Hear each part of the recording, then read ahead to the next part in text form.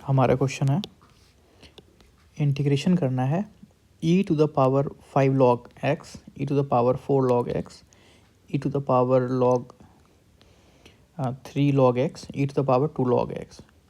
इस क्वेश्चन को करने से पहले log की दो प्रॉपर्टी है जो पहले आपको समझना पड़ेगा, नहीं तो ये क्वेश्चन बहुत ही मुश्किल है। log का पहला क्या प्रॉपर्टी है कि अगर मान लो ऐसा कुछ लिखा हुआ है log x, ठीक है, तो इसे हम लिख सकते हैं log x to the power a, ठीक है। ये जो यहाँ पर मल्टीप्लाई में होता है वो ट्रांसफ़र हो जाता है x के पावर में। ये log का पहला प्रॉपर्टी है जिसका यूज़ है इसमें। और दूसरा प्रॉपर्टी क्या है, वो कुछ इस तरीके से है कि अगर a log, अगर ऐसा लिखा हुआ है, मतलब कि a के पावर में log है और log का बेस भी अगर a है, ठीक है।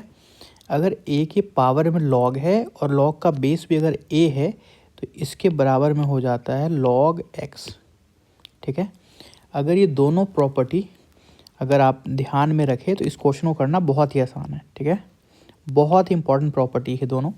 log के बड़े से बड़े क्वेश्चन को हम इन दो प्रॉपर्टी की यूज़ करके कई बार सॉल्व कर पाते हैं, ठीक है। अब आते हैं अपने क्वेश्चन पे।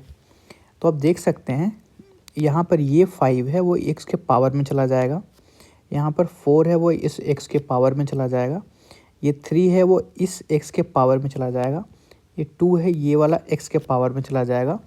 उसके बाद क्या बचेगा, e के पावर में log है और इस log का बेस भी क्या है, e है, ठीक है। e के पावर में log है और इस log का बेस भी क्या है, e है। सेम इसके साथ भी है और सेम इसके साथ भी है, यानी पहले ये वाला प्रॉपर्टी यूज़ करेंगे, फिर ये वाला प्रॉपर्टी यूज़ करेंगे, फिर देखते हैं आगे कैसे सॉल्व करना है। तो सबसे पहले इसको लिख लेते हैं e और इसके पावर में चला जाएगा 5, ठीक है। जो ये 5 यहाँ पर है ये चला गया है हमारे x के पावर में। आगे सॉल्व करते हैं। आगे क्या हो जाएगा, e log, और ये जो 4 है वो चला गया इसके पावर में, ठीक है। सेम कर लेंगे नीचे भी,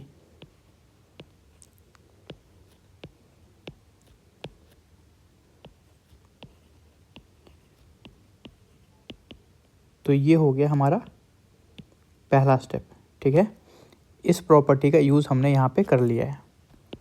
अब दूसरे प्रॉपर्टी का यूज़ कर लेते हैं, इस वाले प्रॉपर्टी का। तब क्या होगा ये, तब ये हो जाएगा x to the power 5 minus x to the power 4, और ये हो जाएगा x to the power 3 minus x to the power 2 dx, ठीक है।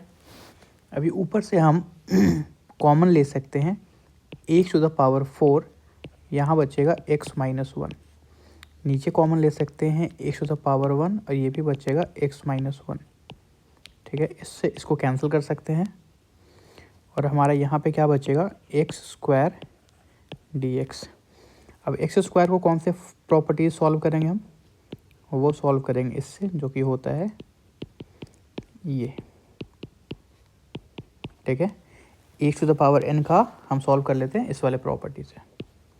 ये पहले भी आपको बताया हुआ है मैंने, नहीं तो आपको ये बहुत ही ईजी वाला प्रॉपर्टी है, सबको पता ही रहता है ये। तो इसके बाद अगर इंटीग्रेट करें तो ये हो जाएगा, ठीक है। और ये हो गया हमारा आंसर, x³/3 + c। ये हो गया हमारा फाइनल आंसर।